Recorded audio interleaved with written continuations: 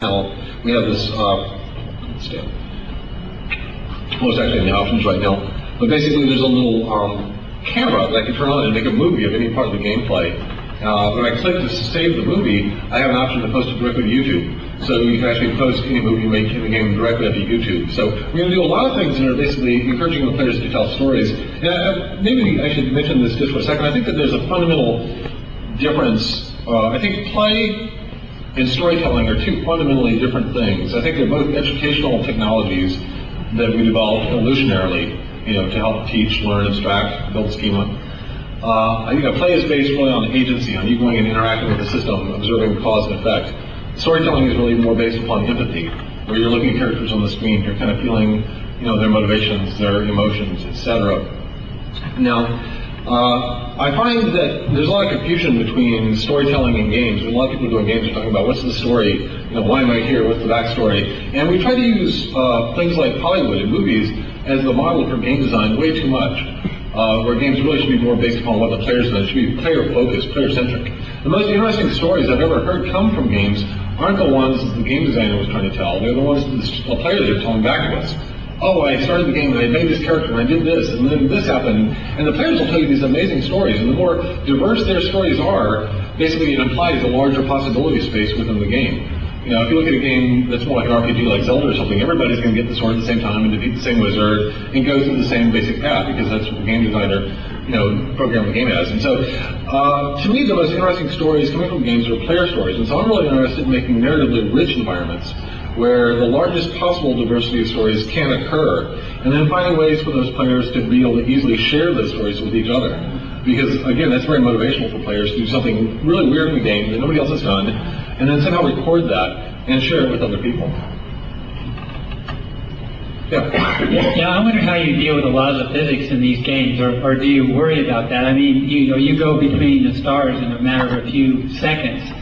Oh, yeah. Which is a little unrealistic, because the spaceship must have some limitations, but on the other hand, you put in realistic, nebula and various things from Hubble Space Telescope. Yeah. What happens if I'm in my spaceship and I get too close to a gas giant and I'm gravitationally captured? I mean, is there a possibility of, ending in a collision with a planet? That's a really good point. Like the prototypes I was showing you before, where we were simulating, much more realistic things like interstellar gas formation and stuff like that.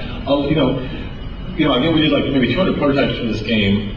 Of the 200 prototypes, we actually ended up using dynamics out of about 10 of those prototypes. The prototypes there are generally for us to prune branches of the tree, to throw away parts of the simulation that we decide are not the core, most fun, most interesting ones that can coexist with each other. And that's really key, is that what rule sets can coexist and you can kind of accrete upon. Like a lot of times we will, if we're not going to simulate something correctly, we will abstract it out to the level to where at least it's not overtly incorrect. For instance, the star travel, but we're not saying how long it took. If you think it's a build time, it might have been, 5,000 years, and there's not much in the game that really kind of goes back and reinforces the fact of how long the journey took you. We had the early prototypes actually.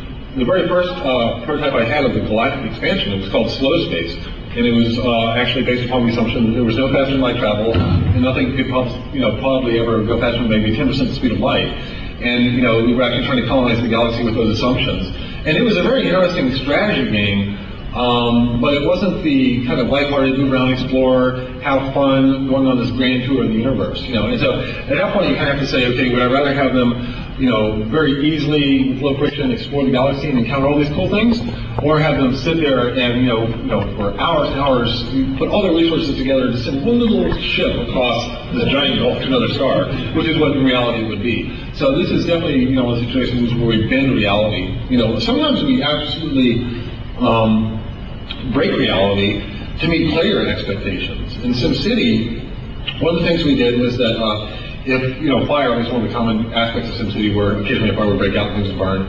If a fire ever burned a nuclear power plant in SimCity, it would blow up. which of course they don't really do, But players, they were always expecting that, they wanted to see that. So a lot of times we just try to meet the player expectations. And again, it's kind of a fine balance. We'll go back and see the manual, it didn't really happen.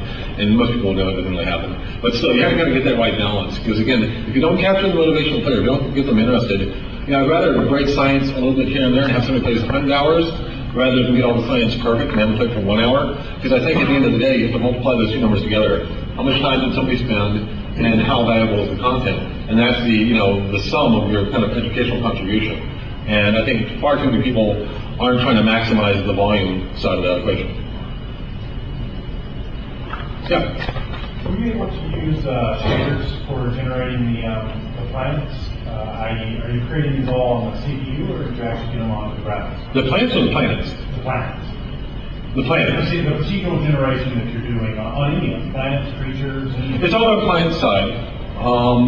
The planet ones, we actually, it's interesting is that the planet brushes that are going into canyons and mountains and stuff like that were actually an evolution of the brushes that we were using to texture like the creatures and stuff.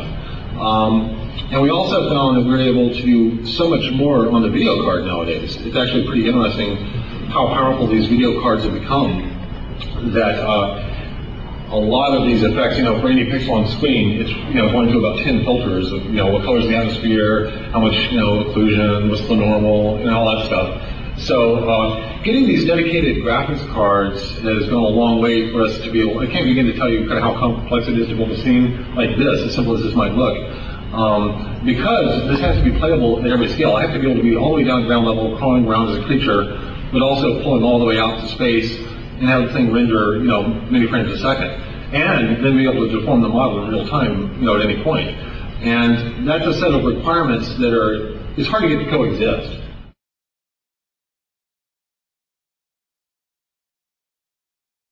Well, do we have any Martians yet? Anyway? Any Martians yet? Oh, let's see. Oh yeah, we have a little ecosystem up here. This is showing our food web. We've got some carnivores and herbivores. Well, that's one of them. Okay. We got it. We can go around searching for them if you like. It's hard for me to talk and follow you up at the same time. Yeah, maybe if we sit here long enough, they might show up. There we go. Oh, they're there. Okay. Questions? More questions? You're dumbstruck? Over here. Just curious, what was the budget? Oh, we're north of 30 million at this point. Which I know sounds like a high number. Well, game development, yeah, I mean that's actually almost reasonable. Game development nowadays, game budgets have skyrocketed to pretty similar to mid-level film budgets at this point. We actually did this with a team that was about half the size of what's typically done for AAA titles now. Because of the fact that everything in the game is procedural, most game teams right now, over half the team is content. Artists making models, doing textures, et cetera, in addition to doing, our art procedurally, all the planets, creatures, buildings, about half of the music is procedural as well. Depending on, when you're creating a creature, that creature is actually generating a unique theme. We're working with Brian Eno, who's doing our soundtrack, and he's done a lot of work with procedural music, and he never really had a format for it because he can't really sell procedural music on the CD. And so, he was been kind of frustrated that he loved doing procedural music, but there was no format, except games are like a perfect format for him. So, and we actually have like little tools when you design your city. You get a little musical tool where you can actually regenerate new music within the city based upon his algorithms. So how many people are on the team? About 100. Yeah.